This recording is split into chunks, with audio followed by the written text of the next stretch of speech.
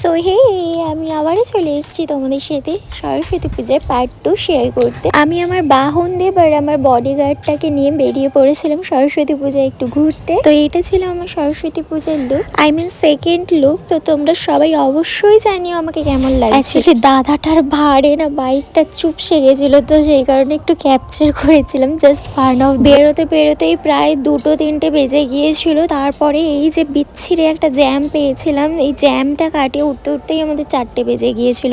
ঠাকুর সেরকম ভাবে দেখতে পারিনি। ঘোরা তো দূরের কথা, মানে তোমার ফুল মুড স্পয়েল হয়ে যাবে। এত সুন্দর করে সেজে গুজে রেডি হয়ে বেরোনোর পর যদি এত জ্যাম পাও না, ভালো লাগে না। আমরা ঠিক বুঝতে পারিনি আমরা এতটা জ্যামে পড়বো, তো না হলে আমরা বাইক নিয়ে বেরোতাম না। তো ফাইনালি জাস্ট কলেজের ঠাকুরটা দেখেই আমরা কলেজ পাড়ে চলে গিয়েছিলাম। দেন ওখানে গিয়ে আমরা কিছু ফটো ক্লিক করলাম।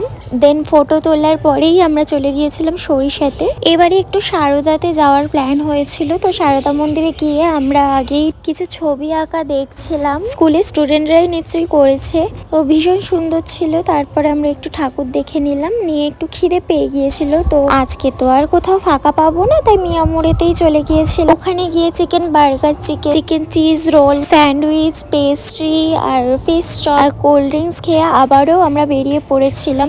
ডায়মন্ডে বড় পাড়ে গিয়ে একটু বসবো, শরীরটা একদম ভালো লাগছিল না, তাও যাচ্ছিলাম। তো পাড়ে গিয়েই একটু টাইম স্পেন্ড করব ভেবেছিলাম। আর ওখানে তো আমাদের মোমো আর কাবাব থাকবেই অবশ্যই। তো আমি কোনো খাবারের ক্লিপ নিতে পারিনি, সরি। অ্যাকচুয়ালি এই ভিড়ের মধ্যে না আমার শরীরটা খুব খারাপ করছিল, তো সেই কারণে খুব একটা ক্লিপস নেওয়া হয়নি সেরকম।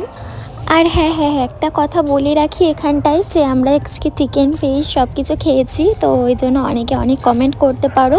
তো দেখো, পুজোর দিনে যার যেটা মন থেকে চাইবে সে সেটা খাবে। অনেকে নিরামিষ খায়, অনেকে আমিষ খায়, সেটা নিয়ে আমি খুব একটা ভাবি না। তো তাই তোমরাও খুব একটা ভেবো না, এটা যার যার পার্সোনাল চয়েস, আর কিছুই না। আর ঠাকুরকে মন থেকে ভক্তি দিতে হয়, তার জন্য নিরামিষ খাওয়ার কোনো প্রয়োজন হয় না। তুমি যদি মন থেকে ভক্তি ভরে ঠাকুরকে ডাকো, তাহলে ঠাকুর নিশ্চয়ই তোমার ডাক শুনবে। চলো এবার ঝাটপাট বলো তো আমাদের দুজনকে কেমন লাগছে একসাথে।